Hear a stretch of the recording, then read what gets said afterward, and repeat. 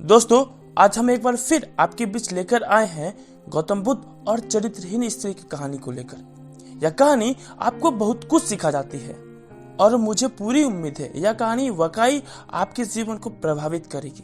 तो चलिए शुरू करते हैं आज की कहानी को। तो एक बार गौतम बुद्ध अपने कुटिया के बाहर बैठे हुए थे और उनका एक शिष्य फूल को पानी दे रहा था। तभी अचानक उसकी नजर गौतम बुद्ध पर पड़ी।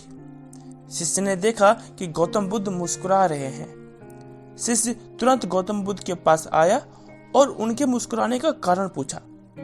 तो बुद्ध ने बताया कि शिष्य, बस मैं मानव परीक्षण करने का सोच रहा था, चलो आज मानव परीक्षण करते हैं। उसके बाद गौतम बुद्ध अपने शिष्य के साथ दोनों किसी गांव में गए। उन्हें वहां एक वैश्या स्त्री मिली और गौतम बुद्ध से प्रश्न करने लगी कि आप किसी राजकुमार और राजा की तरह दिखते हैं, फिर आपने संन्यास धारण क्यों किया हुआ है? गौतम बुद्ध ने उस वैश्या स्त्री को उत्तर दिया कि मैंने 3 प्रश्नों के उत्तर जानने के लिए संन्यास धारण किया है। फिर वैश्या स्त्री ने कहा कि ऐसे कौन से 3 प्रश्न हैं जिसके कारण आपने संन्यास धारण किया है? गौतम बुद्ध ने बताया कि हमारा शरीर जवान और सुंदर है, लेकिन समय बीतेगा और समय के साथ साथ हमारा शरीर बूढ़ा होगा और कमजोर होगा, बीमार होगा, उसके बाद मृत्यु को प्राप्त होगा।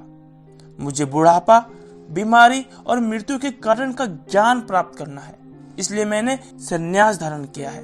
महात्मा बुद्ध की ज्ञान भरी बातें सुनकर वह स्त्री बहुत प्रभावित हुई और महात्मा बुद्ध को अपने घर भोजन करने के लिए आमंत्रित की।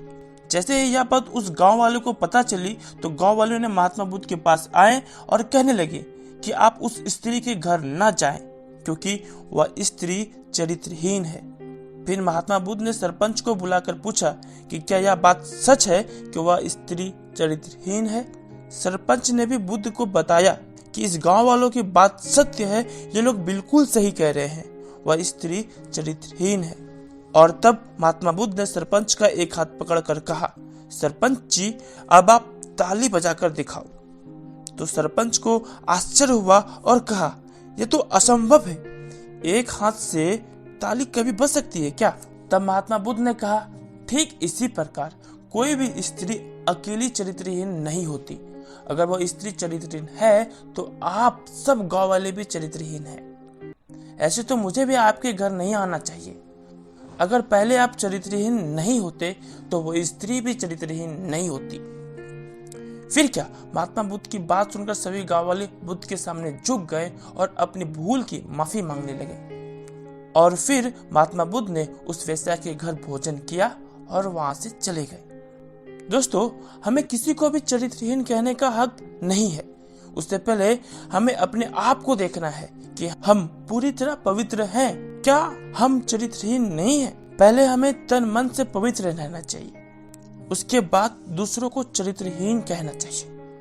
दोस्तों, कहानी कैसे लगी कमेंट में जरूर बताइएगा, क्योंकि मैंने पहले ही बताया कि कहानियां आईना होती है हमारी जिंदगी का, और ये कहानियां आपको जरूर सुननी चाहिए। ऐसी ही लाइफ चेंजिंग कहानियां सुनना चाहते हो, चैनल को सब्सक्राइब जरूर करो, क्योंकि यहाँ पे रोज इसी तरह की कहानियां आती रहती है।